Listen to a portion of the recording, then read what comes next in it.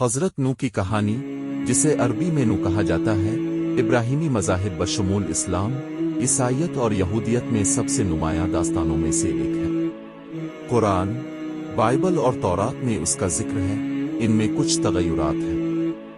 حضرت نو علیہ السلام کو اللہ تعالیٰ نے اپنی قوم کی رہنمائی کے لیے بھیجا تھا، جو راست بازی کے راستے سے ہٹ چکے تھے اور بت پرستی اور بد اخلاقی میں مبتلا تھے۔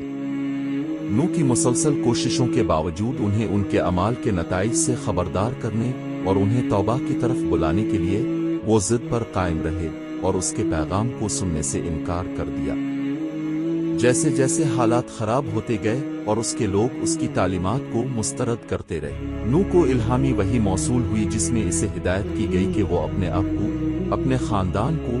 اور مومنین کے ایک منتخب گروہ کو تباہ کن سیلاب سے بچانے کے لیے ایک کشتی بنائے جو کافروں کو سزا دے گا۔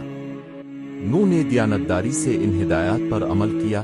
لکڑیاں اکٹھی کیں اور خدا کی مخصوص وضاحتوں کے مطابق ایک بڑی کشتی بنائی۔ تعمیراتی عمل کے دوران نو کو اپنے لوگوں کی طرف سے طنز، تضحیک اور مخالفت کا سامنا کرنا پڑا، جو سیلاب کے خیال کو مضحکہ خیز سمجھتے تھے۔ تاہم نو اپنے ایمان اور استقامت پر ثابت قدم رہے، خدا کے منصوبے پر بھروسہ کرتے ہوئے اور توبہ اور نجات کے اپنے پیغام کی تبلیغ کرتے رہے۔ جب کشتی آخر کار مکمل ہو گئی، نو کو خدا کی طرف سے مزید ہدایات موصول ہوئیں کہ وہ ہر قسم کے جانوروں اور پرندوں کے جوڑے جمع کر کے کشتی کے اندر رکھے، سیلاب کے دوران زمین پر زندگی کے تحفظ کو یقینی بنائے۔ تیاریاں مکمل ہونے کے بعد سیلاب کے پانی نے زمین کو اپنی لپیٹ میں لینا شروع کر دیا اور کشتی نو اور اس کے ساتھیوں کے ساتھ ہنگامہ خیز پانیوں پر چل پڑی۔ 40 دن اور راتوں تک مسلسل بارش ہوتی رہی اور سیلابی پانی نے پوری زمین کو ڈھانپ لیا اور اس کے راستے میں آنے والی ہر چیز کو غرق کر دیا۔ صرف وہ لوگ جو کشتی پر سوار تھے سیلاب کے قہر سے بچ گئے، خدا کی رحمت اور فضل سے محفوظ رہے۔